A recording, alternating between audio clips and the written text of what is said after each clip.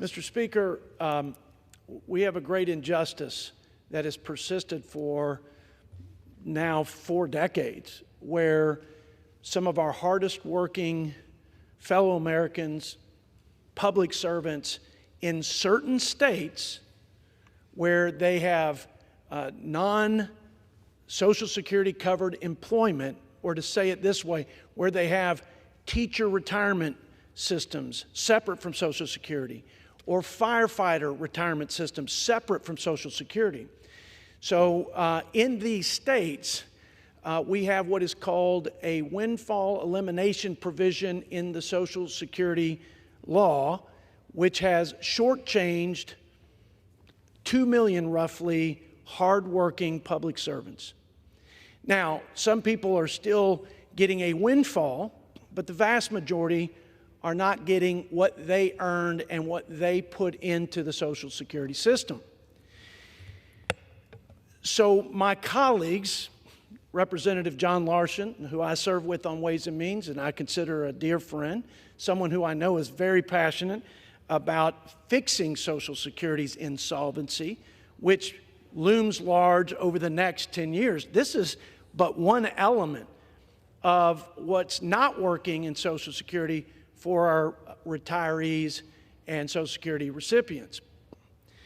To solve this inequity and injustice, some of my colleagues have decided they would just repeal the windfall elimination provision altogether.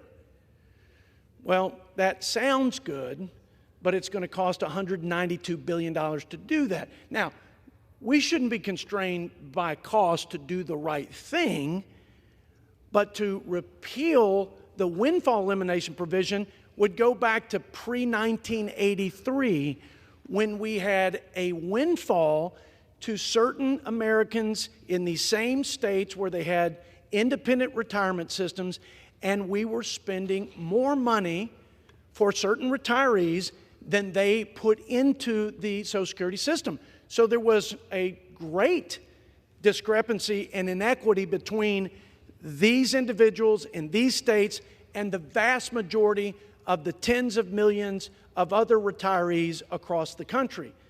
So you had a teacher or firefighter in certain states, like Texas, pre-1983, getting a windfall, large sums of money, over similarly situated people in other states, firefighters and teachers doing the same work, making roughly the same amount of money, but getting less benefits.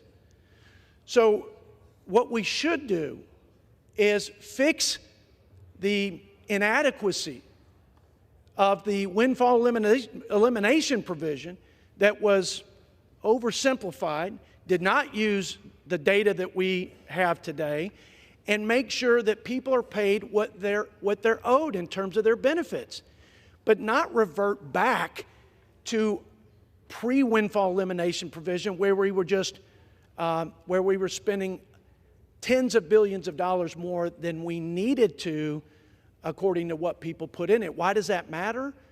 Because we should have a system of fairness for every public servant in every state, every retiree that fits that, that definition. It's also because if we start just throwing money at this and allowing windfall payments to certain retirees, we're going to accelerate the insolvency of the Social Security Trust Fund. And one outside expert says that we will accelerate that if we go to H.R. 82 and just, pull the plug on windfall elimination provision as opposed to fix it and get it right. We'll accelerate it by 6 months. And so we should be responsible in how we do this. We should consider retirees in every state, and we should also consider future retirees, because what we do and how we solve problems doesn't just impact the people who've been shortchanged, and we need to deal with that, but we will impact future retirees as well. And I'm just simply asking my colleagues to do the right thing, address this inequity with WEP and our public servants, but do it the right way so that we don't compromise the integrity and the fiscal responsibility of managing the trust funds and put these public servants now, once again, at odds with the vast majority of public servants who are retired. That's a mouthful, John Larson, by the way. This is a complex issue, but what's not complicated is people who've been shortchanged need to get the money that they rightfully are owed by their government.